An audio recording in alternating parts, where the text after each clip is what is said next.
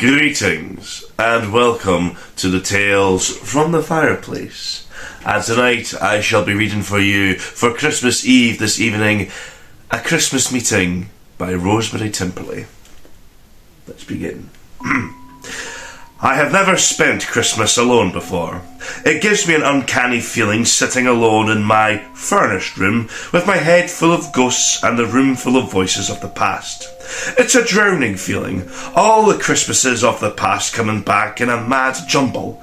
The childish Christmas with a house full of relations, a tree in the window, sixpences in the pudding, and the delicious crinkly stocking fell in the dark morning. And the adolescent Christmas with mother and father, the war and the bitter cold, and the letters from abroad. The first really grown-up Christmas with a lover, the snow and the enchantment, red wine and kisses, and the walk in the dark before midnight. With the ground so white and the stars diamond bright in the black sky, so many Christmases through the years. And now, the first Christmas alone.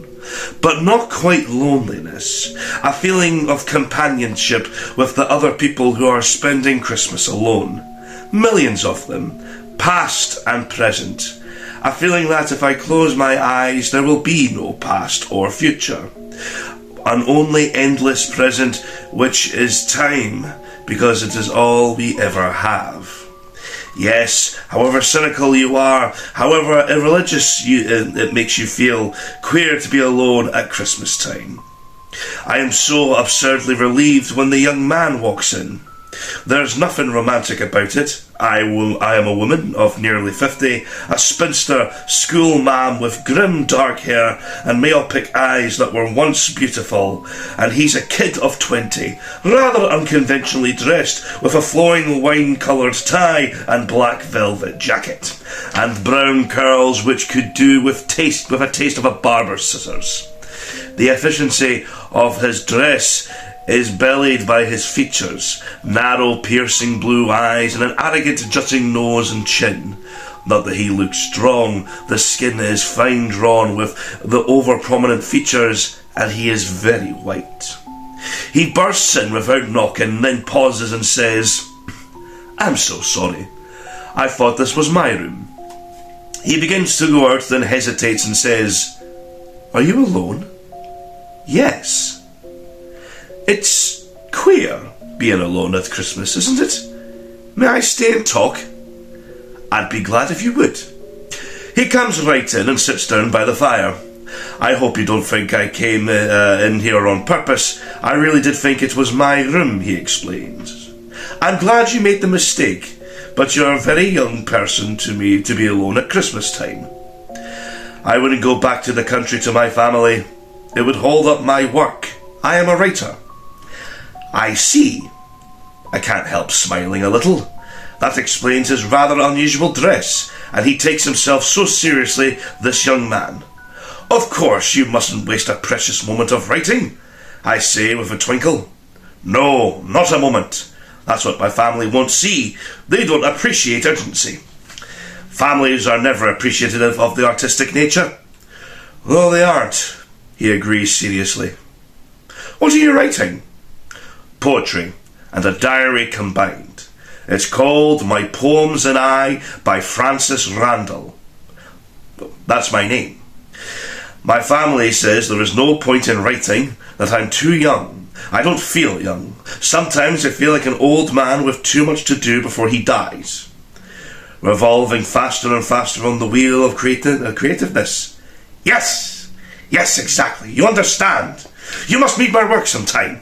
Please read my work. Read my work." A note of desperation in his voice, a look of fear in his eyes make me say, "We're both getting much too solemn for Christmas Day.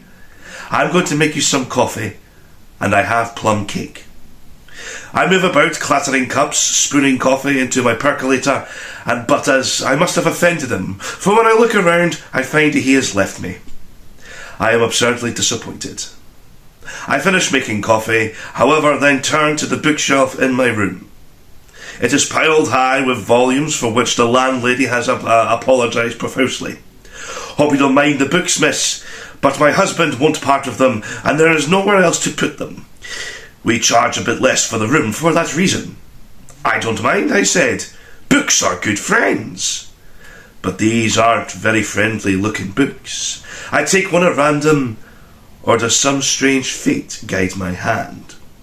Sipping my coffee, inhaling my cigarette smoke, I begin to read the battered little book published, I see, in the spring of 1852. It's mainly poetry. Immature stuff, but vivid. There's a kind of diary, more realistic, less affected. Out of curiosity to see there are any amusing comparisons, I turn to find the entry for Christmas Day in 1851. I read, "My first Christmas Day alone. I had rather an odd experience. When I went back to my lodgings after a walk, there was a middle-aged woman in my room. I thought at first I'd walked into the wrong room, but this was not so. And later, after a pleasant talk, she disappeared. I suppose she was a ghost, but I was not frightened. I liked her. But I do not feel well tonight. Not well at all. I have felt ill at Christmas before." A publisher's note followed in the last entry. Francis Randall died from a sudden heart attack on the night of Christmas Day in 1851. The woman mentioned in his final entry in his diary was the last person to see him alive. In spite of requests for her to come forward, she never did so. Her identity remains a mystery. Merry Christmas to everyone, and I hope you have a scary day.